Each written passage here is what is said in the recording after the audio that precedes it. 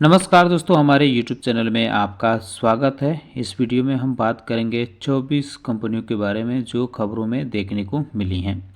HCL technology, Bharti Airtel, GPT infra project, Swiggy, Waaree energies, premier energy, Neeraj cements, structural, Biocon, Eris infra solutions, Lupin, InterGlobe aviation, Mishra Dhatu Nigam और Shri Digvijay cement समेत कुल कंपनियां हैं।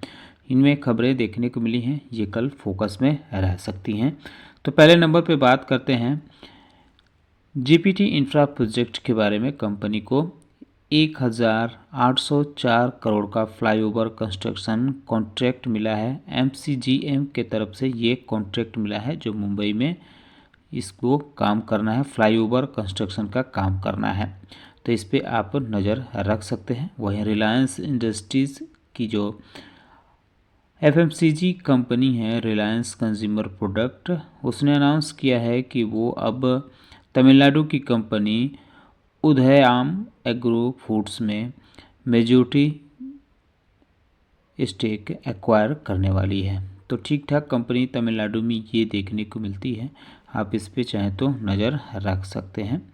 अगर हम बात करें बीपीसीएल लिमिटेड के बारे में, तो कंपनी के बोर्ड ऑफ डायरेक्टर की मीटिंग हुई है जिसमें कोल इंडिया के साथ ज्वाइंट वेंचर शुरू करने के लिए मंजूरी दे दी गई है। ये जो ज्वाइंट वेंचर होगा ये कोल ग्लासिफिकेशन प्रोजेक्ट के लिए होगा, जो वेस्टर्न कोल फील्ड महाराष्ट्र में है उसके लिए है।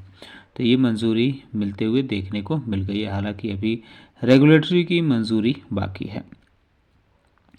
ल्यूपिन लिमिटेड के बारे में बात करें तो अपडेट ये है कि इसकी जो फिलीपींस और ब्राज़ील में सब्सिडरी कंपनी देखने को मिलती है, उसने एक एक्सक्लूसिव लाइसेंसी पैक्ट साइन किया है। इटली की कंपनी है न्यूफैम जेंटिल एसपीए के साथ।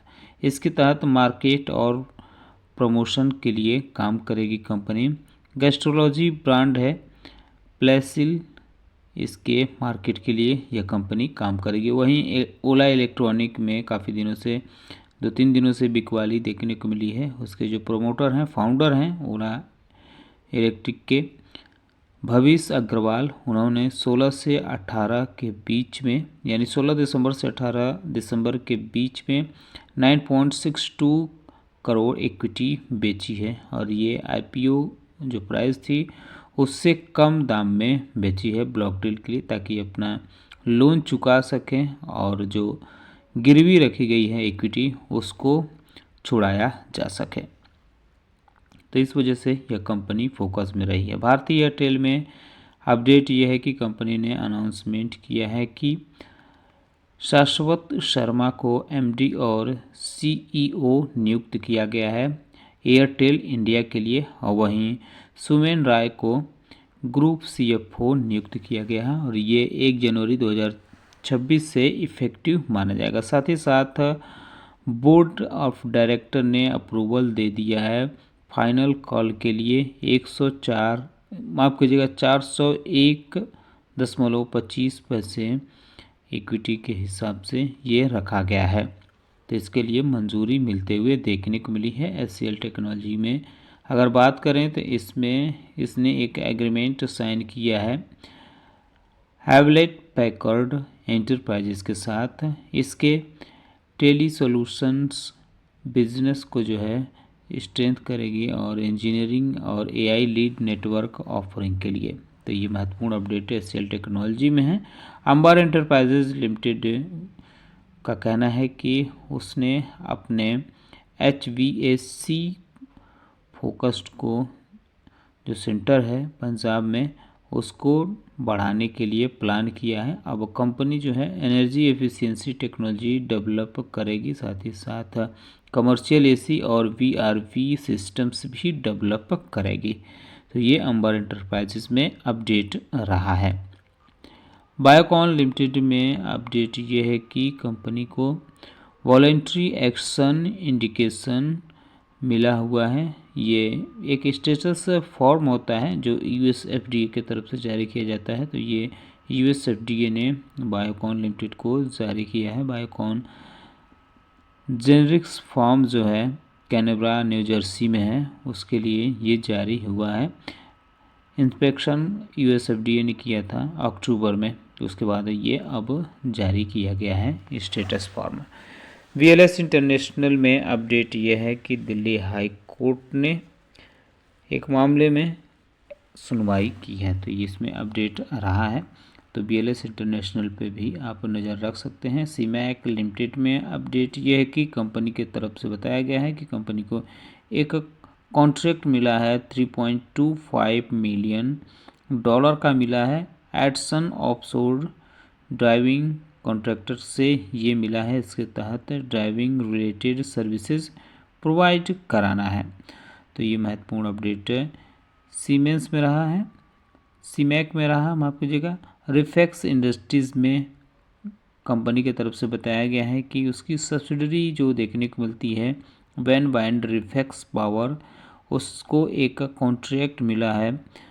विंड टरबाइन जनरेटर है जो 148 मेगावाट का विंड पावर के प्रोजेक्ट के लिए सप्लाई करना है। तो ये ऑर्डर मिला है एक इंडिपेंडेंट पावर प्रोड्यूसर के तरफ से, कंपनी को ये ऑर्डर मिला है। Financial service firm Shriram finance में भी अपडेट ये है कि कंपनी की तरफ से बताया गया है कि उसका बोर्ड जो है फ्राइडे को यानी शुक्रवार को बैठक करेगा। कैपिटल रेजिंग पे बातचीत होगी, यानी फंड रेजिंग करने वाली है कंपनी, इस पे बातचीत प्रस्ताव रखा जाएगा इस बैठक में। मिश्र धातु निगम लिमिटेड में अपडेट यह है कि कंपनी की तरफ से बताया गया है कि उसको 121 करोड़ 75 लाख का एक ऑर्डर मिला है।